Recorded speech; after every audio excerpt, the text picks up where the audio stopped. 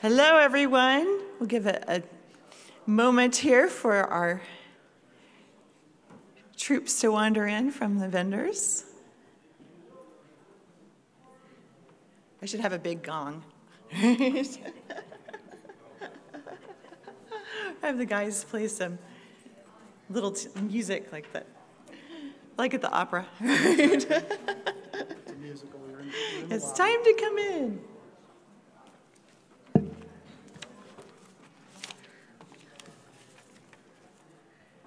All right, just a few little announcements. A reminder first about the evaluation forms. There will be a box on the registration table. If you'll fill that out, and then you can have your own little keychain with a piece of the state capitol rotunda. Also, you may have noticed in your program there's a vendor passport. If you have all of the vendors, initial that.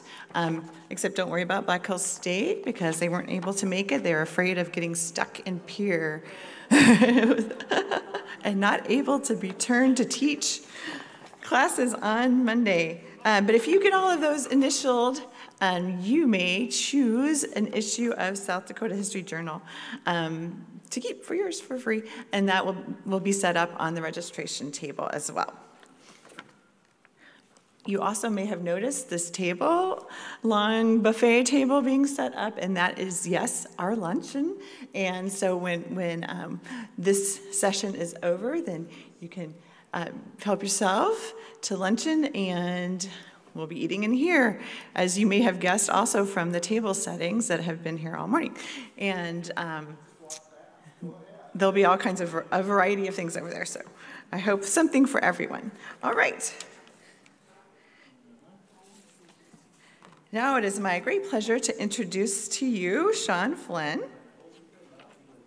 He is a professor of history at Dakota Wesleyan University in Mitchell, and he is the author of a South Dakota Historical Society Press book, Without Reservation, Benjamin Rifle and American Indian Acculturation. He is also the author of a book that he will be speaking about today, Chief Marine Corps Warrior. He served as an instructor, I'm reading the wrong line. He is a very popular professor at Dakota Wesleyan, and he's also done great service for the Historical Society as a member of our Board of Trustees and currently a president of our Board of Trustees. And I am very excited to hear about Call Sign Chief. Thank you, Sean. Thank you, Deidre. And good afternoon, everyone, and thank you for coming out to hear me speak this afternoon. Though there are numerous ways to appraise the patriotism and loyalty of a particular group of American citizens, one way we can show our appreciation for the patriotism and loyalty of American Indians is by acknowledging and celebrating the disproportionately high number of them who have fought in our nation's wars. Indigenous Americans have participated in every major military encounter since the American Revolution, and in the process have served at a higher rate in proportion to their population than any other ethnic group. Thus, it is not surprising that a large number of American Indians unselfishly offered their services and their lives to defend their homelands against Axis aggression after 1941.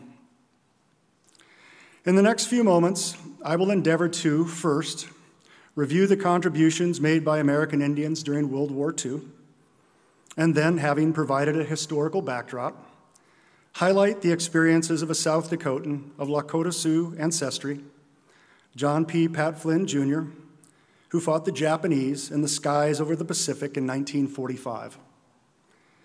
It is my hope that through a telling of Flynn's World War II story, we might gain a better appreciation for the challenges facing American Indian servicemen and servicewomen as they fought the Good War from 1941 to 1945. Before summarizing the role played by American Indians in World War II, I want to credit the work of Kenneth William Townsend of Coastal Carolina University, who in his book, World War II and the American Indian, provides a history of indigenous Americans who served in the war. I relied heavily on Professor Townsend's work while writing my overview of Indian wartime service. And should you ever watch this recording, Professor Townsend, I say thank you. In September 1940, 15 months before the United States entered World War II, Congress passed the Selective Service Training and Service Act, empowering President Franklin Roosevelt to call up the National Guard and requiring American men between the ages of 21 and 35 to register for the draft. In what was the first peacetime draft in American history, American Indian men responded with unbridled enthusiasm. Nearly 2/3 of eligible American Indians met their draft registration requirement, and after December 7, 1941, nearly 100% of American Indians complied with draft registration procedures.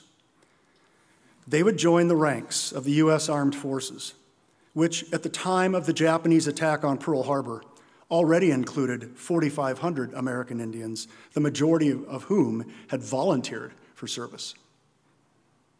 During the next 4 years, a total of 25,000 indigenous Americans would serve in the United States military. Some 2,000 Dakota, Nakota, and Lakota men, comprising 8% of the total number of American Indians who served in World War II, enlisted in the armed forces. From the tiny community of Little Eagle on the Standing Rock Reservation, for example, 22 men were in uniform by early 1942. Similar expressions of patriotism were repeated on other South Dakota reservations, where, according to Professor Townsend, the Sundance occurred for the first time in decades. On the nation's reservations in general, American Indians had a higher rate of selective service induction than any other race in the United States.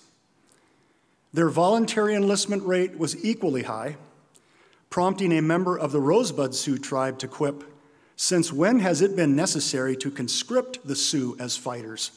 Unquote. It should be emphasized that these already extraordinary induction rates would have been higher had it not been for the poor health and high rates of illiteracy among many eligible reservation men. 1/3 of American Indians seeking to enlist failed some portion of their health and literacy examinations. After having reflected on this disquieting figure, as well as on the living conditions and economic deficiencies on the reservations within his own state, South Dakota Congressman Francis Case remarked that he was not surprised that, quote, "Indians do show a large number of rejectees for physical purposes," unquote. As we shall see with the case of Lieutenant Flynn, American Indians offered a variety of reasons for enlisting at historically high levels. American Indians interviewed during and after the war cited their desire to defend their ancestral lands against totalitarian aggressors who, had they achieved victory over the United States, might have enslaved or exterminated American minorities in the same way that Nazi Germany and Imperial Japan enslaved or exterminated their vanquished foes. Some American Indians viewed the war as a means to advance themselves financially or professionally. By training to become a pilot or a nurse or a truck mechanic, for instance, and an enlistee might enhance his or her opportunities for post-war employment. And it should be emphasized that American Indians were no different from other citizens who, following the attack on Pearl Harbor, were determined to avenge their fallen comrades. What should we make of the assertion, repeated ad nauseum, by war correspondents, generals, and government propagandists that American Indians were motivated by a latent warrior tradition and thus were stealthy, cruel, and natural fighters? Such stereotyping, as we shall see, affected Lieutenant Flynn's early Marine Corps career as it did the wartime service of thousands of American Indians. Nevertheless, it is not irresponsible for historians to record and examine statements from American Indian veterans, Lieutenant Flynn among them, who identified the warrior tradition as a principal motivation for their service and sacrifice in World War II. The battlefields of North Africa, Europe, and the Pacific provided young men with the opportunity to replicate the military exploits of their ancestors. By doing so, they would not only bring honor to themselves and their families, but would likewise contribute to the revival of tribal warrior societies, which, since the termination of the U.S. government's wars of conquests in the late 19th century, had suffered a decline. Among many American Indian servicemen then, there did exist a desire to enlist and to fight so as to bring honor to their ancestors, themselves, their families, and their tribes. Yet, the ways in which such principled and selfless attitudes were distorted by the media, government officials, and general officers must have been disturbing to many American Indian soldiers, sailors, airmen, and Marines.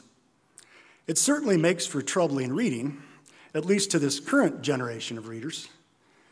Exaggerated depictions of American Indians as aggressive, reckless, heartless, and bloodthirsty were combined with stereotypical notions of Indians having an innate fighting ability that was evident in their endurance, their unique physique and sensory perceptions, their rhythm for combat, their feel for the physical terrain, their coordination, their timing, and the playful manner with which they approached warfare. Indian soldiers or Marines, it was said, could smell an enemy at great distances and track him without being detected. They experienced visions, could foretell the outcome of battles, and showed themselves to be the masters of the ambush, and many other stereotypes like that. Indians at Work, a magazine published by the Bureau of Indian Affairs, reported a pre-battle victory dance in which American Indian soldiers of the Army's 45th Infantry Division, dancing to the, quote, fury of drums and savage rhythm, unquote, brandished a grand rifle instead of a tomahawk to ready themselves for the advance on Berlin. "Watch out, Hitler," warned the article. "The Indians are after your scalp," unquote. Newspaper accounts highlighted warlike American Indian surnames as well as nicknames, such as Cochise or Geronimo or Chief, that were given Indians by their white brothers in arms. In general, however, American Indians did not suffer the discrimination experienced by African American veterans of World War II. American Indians were, for the most part, accepted by white officers and enlisted men. They trained with whites. They fought in non-segregated units. They drank with whites at the same bars where they pursued the same girls. American Indians were commissioned as officers.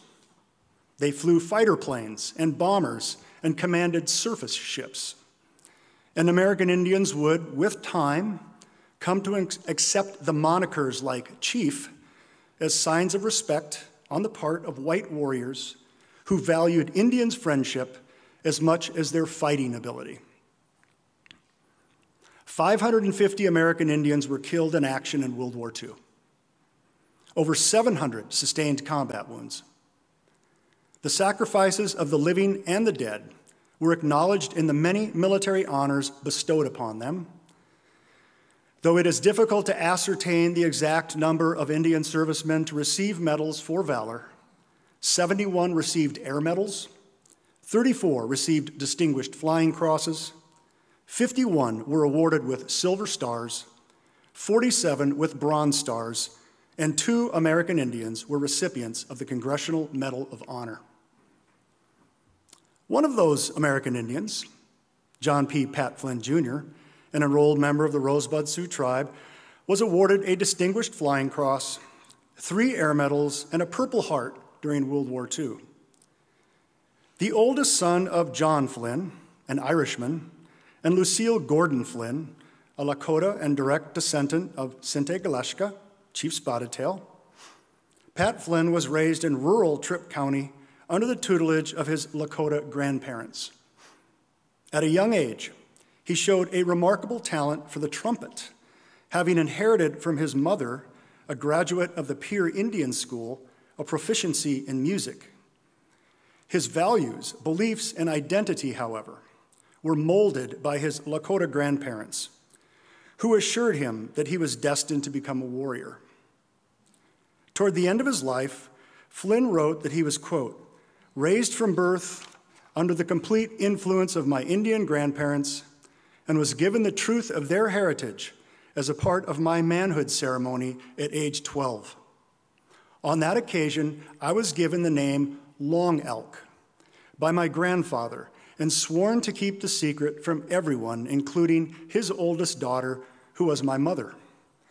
The burden was given to me simply because I was their eldest surviving male descendant. Their 2 boys died when very young, unquote. Interviewed in 2001, Grace Flynn Scott referred to her older brother Pat as, quote, the full blood of the family. Flynn attended high school in Colomb and Gregory, South Dakota, where he excelled in music and football and fell in love with Frances Gasson, his future wife. 2 weeks before his high school graduation in May of 1941, Flynn applied to Haskell Institute, known today as Haskell Indian Nations University in Lawrence, Kansas, then an all-Indian commercial and trade college administered by the Bureau of Indian Affairs. Flynn, by the way, is in the back row, third from the right, holding the trumpet. At Haskell, he studied music and boxed as a middleweight in several Silver Gloves events. Though he was discouraged by Haskell officials for making a career out of music, Flynn nonetheless set his sights on becoming a big band leader, while resisting the efforts of Haskell administrators to enroll him in a commercial program. As they did for so many members of his generation, the events of December 7, 1941, decided Flynn's fate. Upon the completion of the 1942 spring semester, Flynn canceled his loan applications and asked Haskell to send his college records to the Naval Aviation Selection Board in Mitchell, South Dakota. After passing a physical exam and undergoing a review of his academic record, Flynn was accepted into the Naval Air Training Command. He was ordered to the Naval Aviation Cadet Training Program at Kansas City Junior College, where, following an ankle injury that kept him off his feet for several days, he was nicknamed Sitting Bull. Flynn responded to the teasing by providing his bunkmates with an in-depth history lesson on the Great Sioux Nation. All but one of his comrades listened respectfully, he wrote his mother, though he, quote, got the respect of that individual by threatening to beat knots on his head. He's all right now, unquote. In 1943, Flynn transferred to Navy pre-flight school in Del Monte, California, a rigorous program that combined physical conditioning with demanding classroom studies. The Navy regarded pre-flight training as the washing out stage in its selection of Navy and Marine Corps aviators. Flynn watched as dozens of cadets failed required courses and were expelled from the program. Still, the competitive environment suited him and convinced him that he was worthy of becoming an aviator. A memorable moment from his pre-flight training occurred on June 3rd, 1943, when a most famous South Dakotan, Captain Joe Foss, addressed the cadets. In a letter to his mother, Flynn described how Foss, quote, shot down 26 Jap planes to equal Eddie Rickenbacker's record. He is a swell guy. He answered our questions on different stuff. If all goes well, I can be out there, the Pacific, in another year. It would be a year and a half before Flynn entered a combat zone. He attended flight schools and training programs at Livermore, California, Corpus Christi, Texas, and Jacksonville, Florida. He was shocked by, and in reading his letters, I was shocked by, the high number of fatal accidents occurring at these training installations, where the skies were crowded with inexperienced pilots flying increasingly powerful aircraft. It was not unusual for Flynn, in letters to his parents or fiancé, to recount the deaths of student pilots who had collided with one another, lost consciousness during dives or aerial maneuvers, or crashed on takeoff or landing. It was during this dangerous phase of flight training that Flynn set his sights on joining Marine Corps Aviation, a selective organization which accepted only 12% of applicants. In October 1943, he learned of his impending commission as a Marine second lieutenant, effective in 1944, the year he was trained to fly the powerful F-4U Corsair, one of the more revered and iconic aircraft in the Pacific theater during World War II. Excuse me.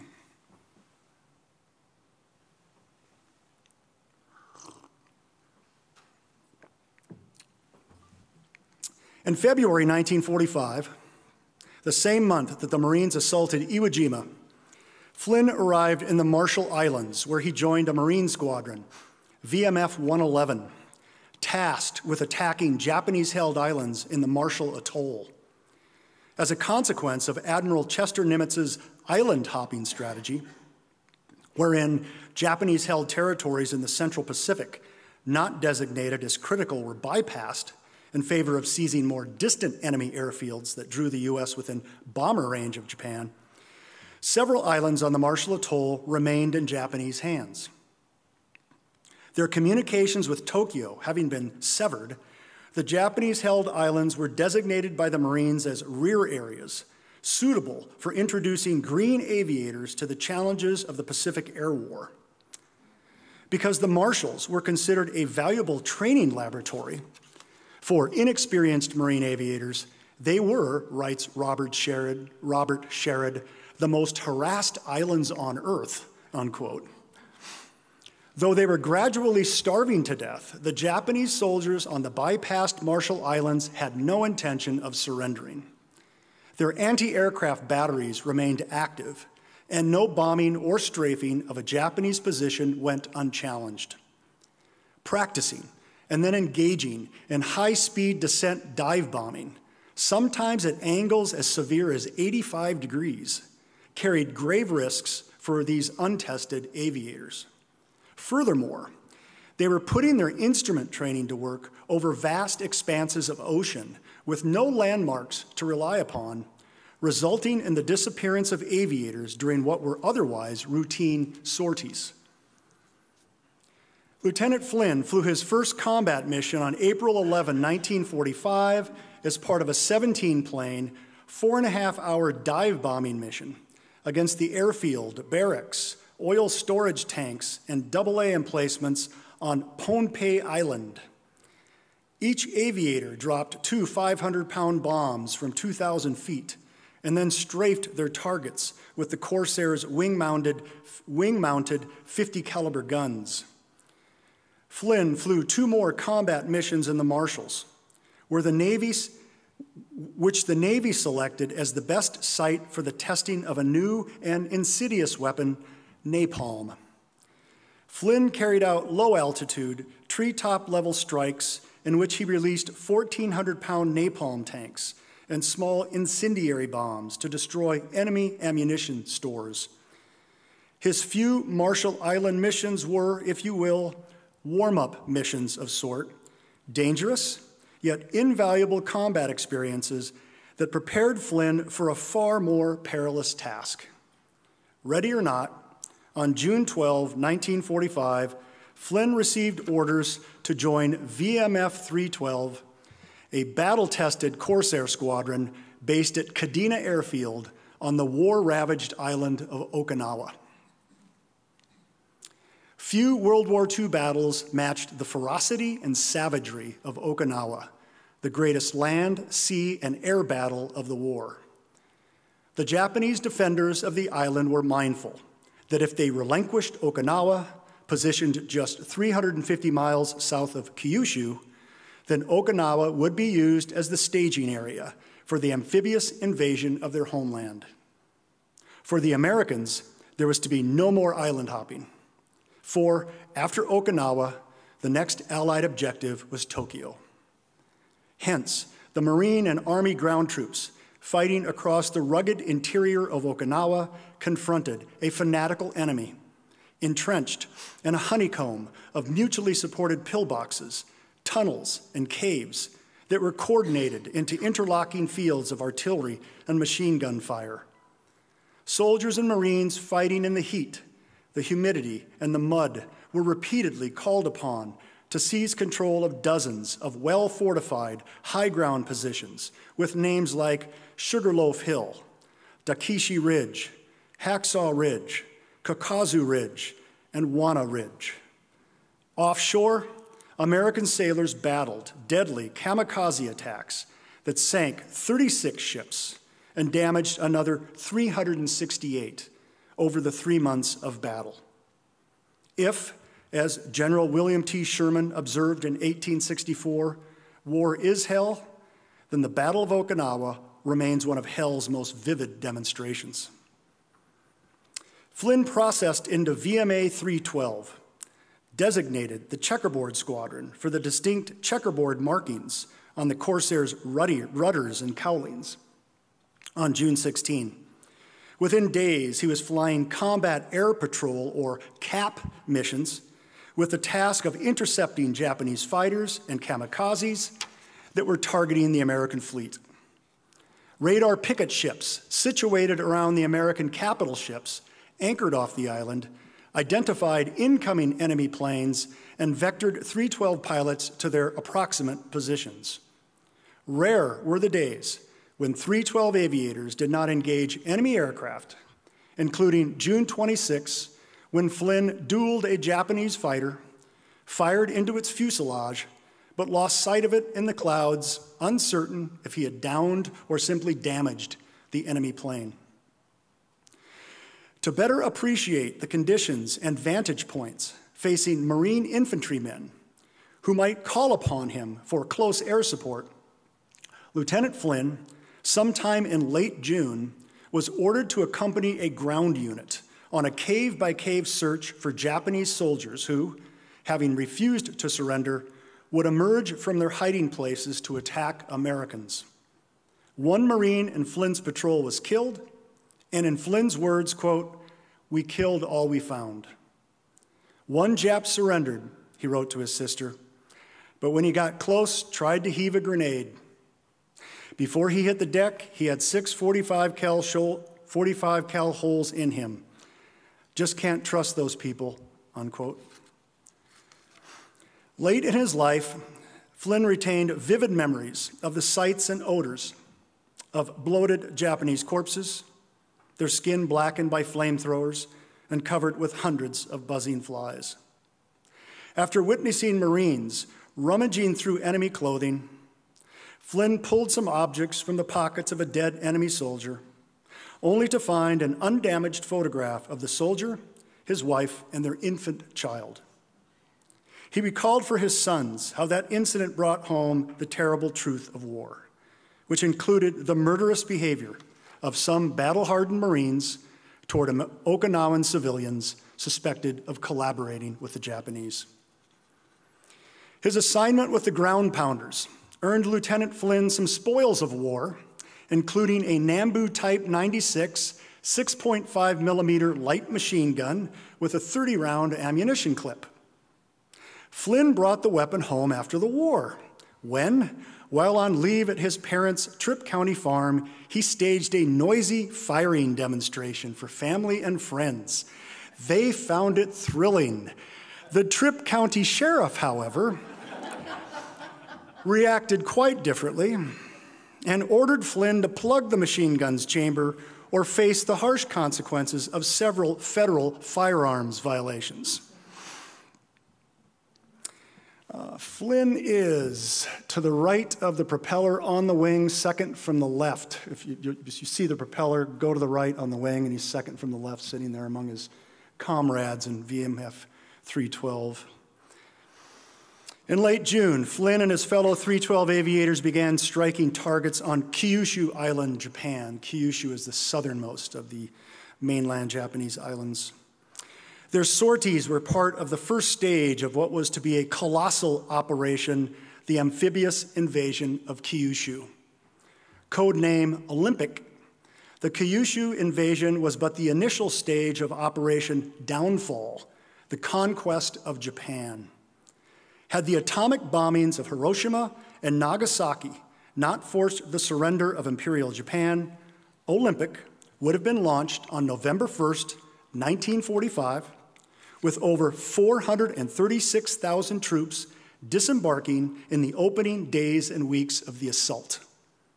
Before Operation Downfall was completed, American casualties were expected to run into the hundreds of thousands.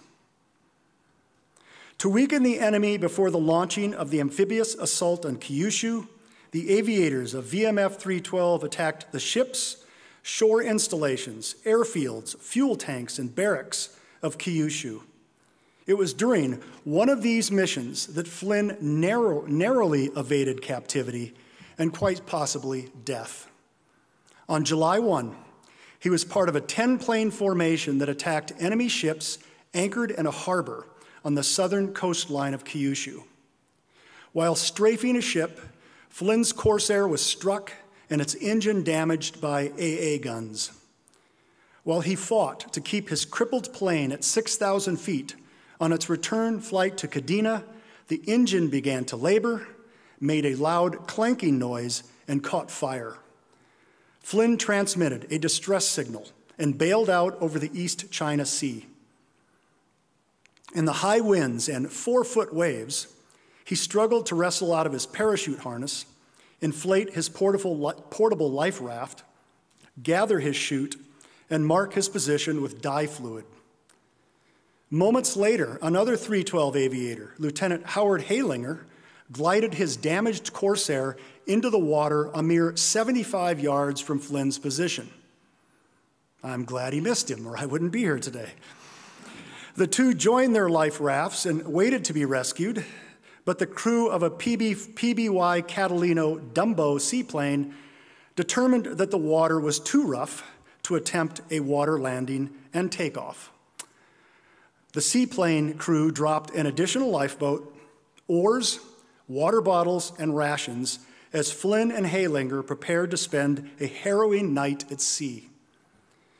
The two men spent much of a cold, wet, and sleepless night bailing water out of their rafts and doing what they could to avoid drifting ashore at Tanegashima, a small island that was occupied by Japanese soldiers whose fires were clearly visible from the rafts.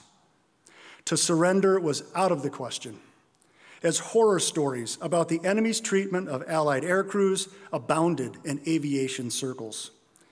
After having been pushed by the winds to within several hundred yards of Tanegashima, the two Marines, with the rising sun beginning to lighten the eastern horizon, paddled steadily for 6 hours toward a small island named Magi. At about noon on the second day, a Dumbo circled over Magi. Flynn fired 2 red flares from his Very pistol, but they went unnoticed and the plane disappeared. An hour later, it reappeared, and this time the Dumbo crew sighted a flare and landed their aircraft near the rafts. The waters were choppy.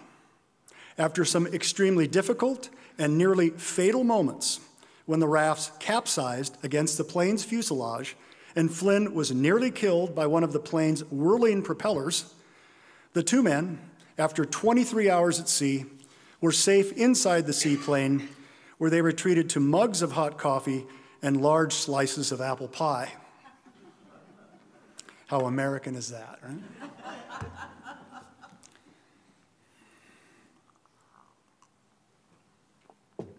After a few days of recuperation, Flynn was back to flying combat missions over Kyushu. He was part of a large, multi-squadron attack on Kushiro Airfield that damaged the runway and destroyed planes, AA positions, warehouses, antenna towers, powerhouses, and water tanks. He lost several friends on that and other missions, including his old bunkmate from the Marshall's Campaign, whose plane exploded right before Flynn's eyes. Like every other American, Flynn was riveted by the news of the atomic bombing of Hiroshima on August 6th, though on August 8th, he was once again over the skies of Kyushu as part of a 19-plane formation that attacked Japanese airfields at Kawashi. It was only on August 12th, 3 days after the atomic bombing of Nagasaki, that all air operations against Japan were suspended and fighting in the Pacific came to a close. After going through a powerful typhoon in October that damaged or destroyed planes, huts, buildings, mess halls, and equipment, Flynn joined in the cleanup and eventually prepared to return to the United States, where he arrived on December 16, 1945. Over the next 5 years, Flynn served at several Navy and Marine Corps air stations, eventually transferring in 1949 to Pensacola Naval Air Station, where he trained aviation cadets in instrument usage, aerobatics, and night flying. Some of you might be old enough to remember Arthur Godfrey, or maybe your parents. Okay, I'm getting some thumbs up. Yeah, Arthur Godfrey is the fourth from the right, a very famous radio personality from the 1940s and 50s, I believe on NBC Radio. My dad was his instructor. Godfrey was working to get his wings, his naval wings, and Dad flew a lot of missions with Arthur Godfrey. That was his first 15 minutes of fame. He was training Arthur Godfrey. That beautiful dish all the way on the left is my mother. It was at Pensacola where, on the lazy Sunday afternoon of June 25, 1950, Flynn and his wife and his infant son, while listening to the radio, learned of North Korea's invasion of South Korea, and thus was forged the first link in a chain of events that was to dramatically alter Flynn's life. In 1951, he arrived in South Korea, where for 6 months he flew Corsairs and twin-engine F-7 Tiger Cat bombers in predominantly night missions against Chinese rail and truck convoys, base camps, and storage depots.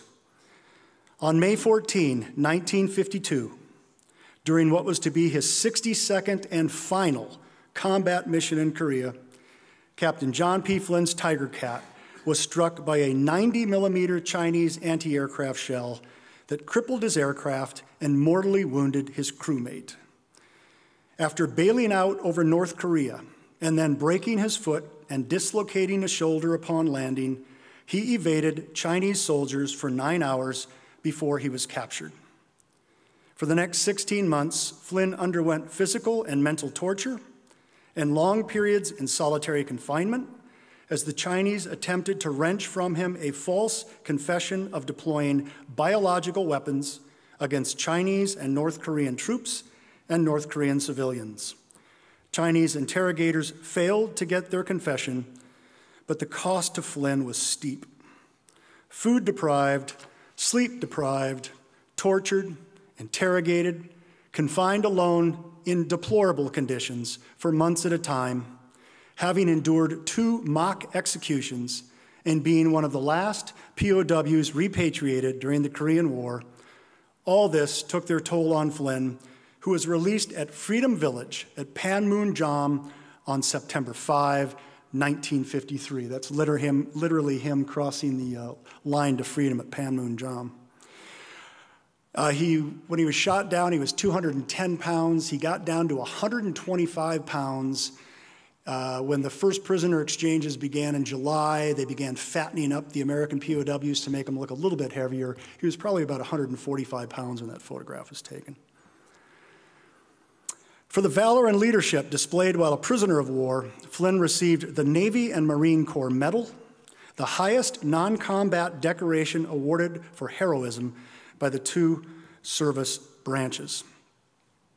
Over the next decade, Flynn was a much sought-after speaker on the Code of Conduct for members of the armed forces, an executive order promulgated by President Dwight Eisenhower to establish standards of behavior expected by American servicemen, and now servicewomen, captured by an enemy. In the 1950s, Flynn transitioned to jet aircraft. He trained with Marine aviators and Air Force pilots in the delivery of nuclear weapons. And in January 1959, and I love telling this story, Flynn joined with another South Dakotan, Captain Clifford Warfield, to make aviation history. Flynn and Warfield, piloting fuel-laden A-4 Skyhawk fighter jets, became the first Americans to make a nonstop, coast-to-coast flight in a single-engine jet without mid-air refueling. I realize that's a mouthful, but it had never been done before. And to think that 2 South Dakotans did it, that's pretty cool. Flynn ranked the nonstop flight as the most important aviation achievement of his career, and late in his life boasted that, quote, "it sure caught the attention of the Soviet military," unquote. Flynn completed an exhausting Mediterranean cruise aboard the aircraft carrier USS Essex in 1959, when every aviator in VMA 225, save one, who was killed in a flying accident, became a centurion, one who has completed 100 launches and recoveries in a single cruise. After attending the Air Force Command and Staff College in 1961, Flynn was assigned a classified mission to supervise counterintelligence efforts and provide intelligence briefings for flag officers who were planning operations against the Viet Cong in South Vietnam. He spent many months in South Vietnam, where he accompanied Marine transport helicopter crews to assess the performance of South Vietnamese soldiers, provided situation forecasts on communist activities in Southeast Asia, and prepared profiles on communist guerrilla forces operating in Laos and South Vietnam. A week after this photograph was taken, most of the men in this village were murdered by the Viet Cong. This photograph was taken very close to the Ho Chi Minh Trail on the Laotian South Vietnamese border, and my dad never got over that. He felt like his presence in that village, which was identified by a Viet Cong informer in that village, led to the death of parents of these young kids. Over the next 3 years, Flynn commanded an A4 squadron at NAS Alameda, taught cold weather survival training at a Marine Corps school near Pickle Meadows, California, and commanded an air-controlled squadron at Camp Pendleton, California, where he retired at the rank of lieutenant colonel in 1966. Everybody recognized the gentleman in the middle, George McGovern. My dad on the left, my uncle Dennis Flynn on the right, and I believe that photograph was taken in 67 or 68. My father and Senator McGovern had a serious disagreement about the Vietnam War. My dad insisted on going to Washington, D.C. and talking to him, but Senator McGovern treated him very well and held no grudge against me. I got to know Senator McGovern pretty well at Dakota Wesleyan. Flynn returned to South Dakota, and in 1970 became the first person of American Indian descent to serve in the South Dakota Senate, where he was one of the earliest proponents of the legalization of gambling. He died at the very young age of 56 in 1979. I've summarized Flynn's post-World War II experiences to not only demonstrate how his combat history in the Second World War prepared him for the Korean War and beyond, but for 2 other reasons. First, John P. Pat Flynn is assuredly one of only a handful of combat aviators or pilots enrolled in an American Indian tribe who flew a combined 80-plus combat missions in World War II and Korea. Secondly, and for the purposes of this conference, Flynn shared the conviction that World War II, as opposed to the Cold War hot wars of Korea and Vietnam, was the good war. World War II was a clear-cut contest between the Allied nations and Axis empires, between democracy and fascism, between light and darkness. The end of the war, however, witnessed the unleashing of a determined and fiery nationalism that in places like Malaya, the Philippines, Indochina, Cuba, Central America, and elsewhere was expressed in communist insurgencies that enjoyed the diplomatic, financial, and military support of Moscow and Beijing. In Flynn's mind, the threats posed by the Soviet Union and Red China, as he would have said, were real and thoroughly dangerous. He had experienced the insidious nature of communist propaganda in a Chinese POW camp and it changed him forever. But convincing the American public of the immediate threat of global communism was never easy. The shaping of international opinion proved even more vexing, for in the ideologically contentious milieu of the Cold War, one person's communist revolutionary was another person's freedom fighter. One can only sympathize with President Kennedy, who, thinking aloud in 1961, struggled to define where the strategically essential and non-essential parts of the globe existed, a conundrum not encountered by President Franklin D. Roosevelt or Prime Minister Winston Churchill, or for that matter, the men and women who, like Lieutenant Flynn, made up the cogs and the wheels of the great Allied military machine that fought the Good War from 1939 to 1945. This is not to suggest that World War II combat was anything less than punishing, unremitting, brutal, and barbaric. In other words, confusing. Flynn was affected forever by what he witnessed on Okinawa in 1945.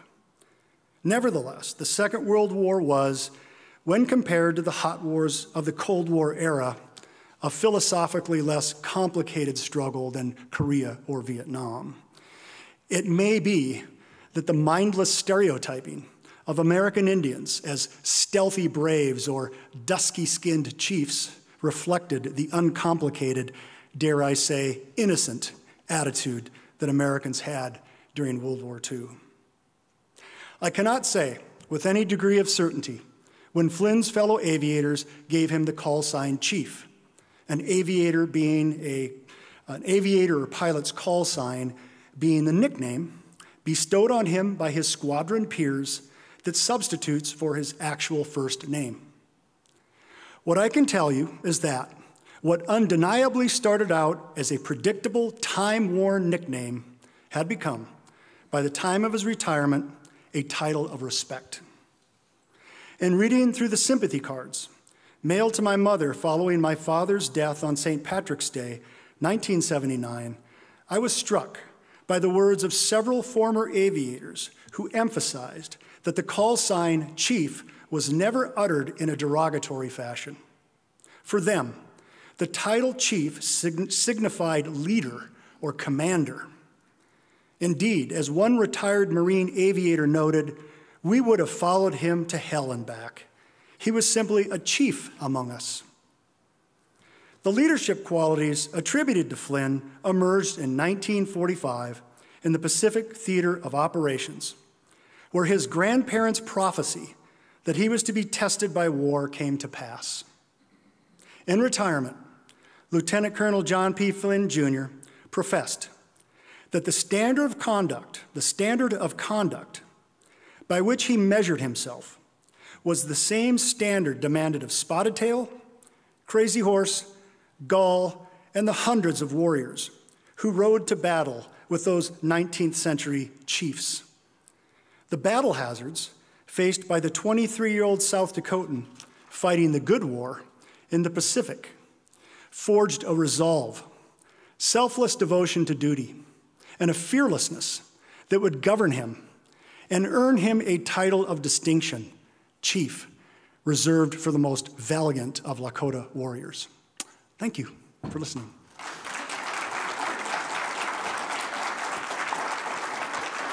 Thank you, Sean. Are there any questions? Any questions? I must have done a thorough job. I think so. So we will be having a very short break as they bring in the food that will be on the far side of the room over there. And Abby, wave Abby, will be taking your lunch tickets right before you grab your plate. So please mingle and then we'll have lunch.